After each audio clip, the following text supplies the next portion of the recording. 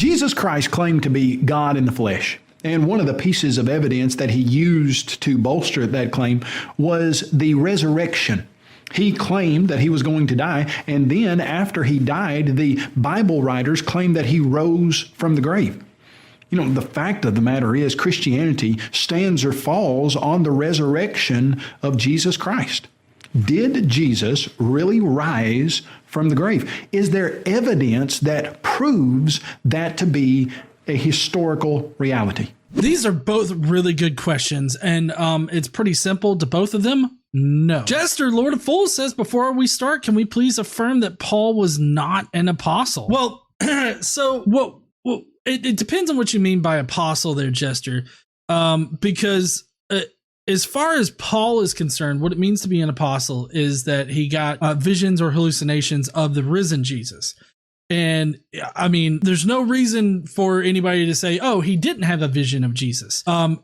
As far as it being a hallucinatory experience, I think that, he quite possibly could have had a hallucinatory experience. So, if that's your understanding of apostle, which is also the understanding of Paul, then Paul was an apostle. What Paul wasn't was a disciple. Apostle and disciple are two very different things. A disciple is somebody that walked, talked, and learned directly from Jesus, like directly followed him while he was walking around on earth, while a apostle is somebody who had a hallucinatory vision about Jesus after he supposedly died. So if that's the case, then Paul was definitely an apostle. But there are some people out there that think that apostle and disciple are literally the same thing. But I don't think that you can really support that with any kind of actual historical evidence, like via Paul's letters or any other letters.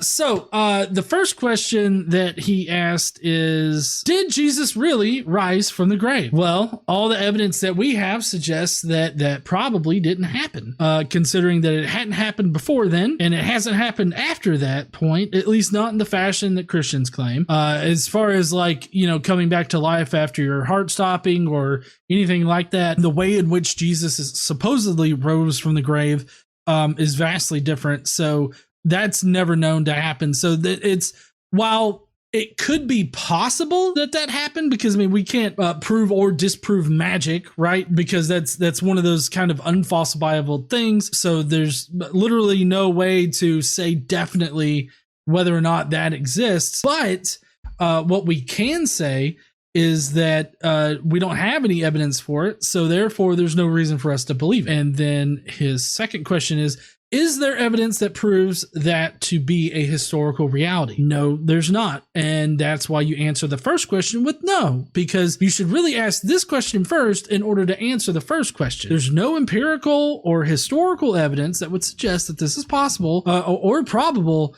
so therefore you probably shouldn't believe it. Yes, there is. I'm going to give you 6 facts that lead to the inevitable conclusion that Jesus Christ rose from the grave. Fact number 1, Jesus Christ lived. Obviously, I have a lot of problems with this, so can't wait for Kyle Butt to tell us why he thinks that Jesus Christ existed. Now, among his reasons that he's mentioned in the past, it has been the calendar. He's not going to mention that today, but he has in the past mentioned it, because why else would we center our understanding of the progression of time around Jesus's birth if he wasn't actually born?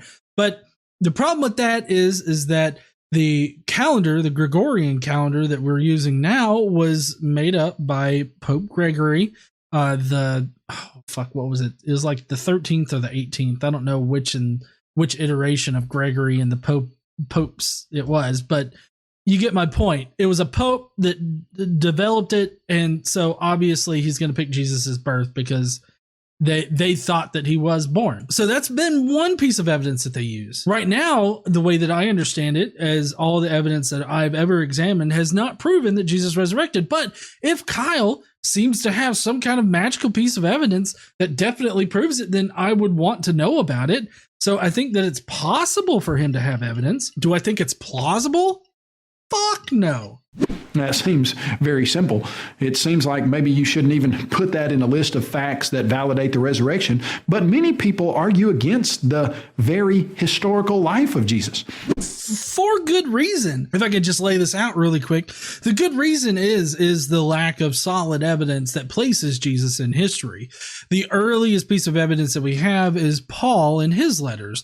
And he's got 7 authentic letters that we can really pull information from.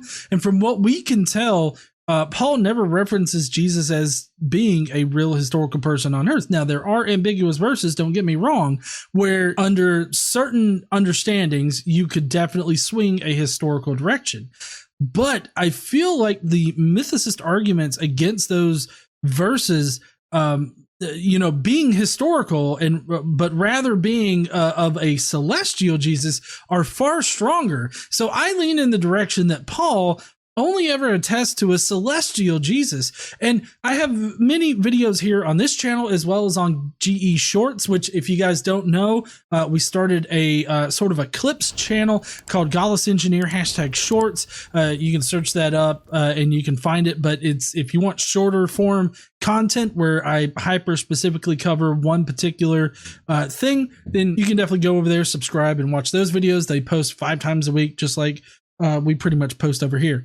But so that's pretty much, that's a very generalized sort of argument against the whole historicity thing.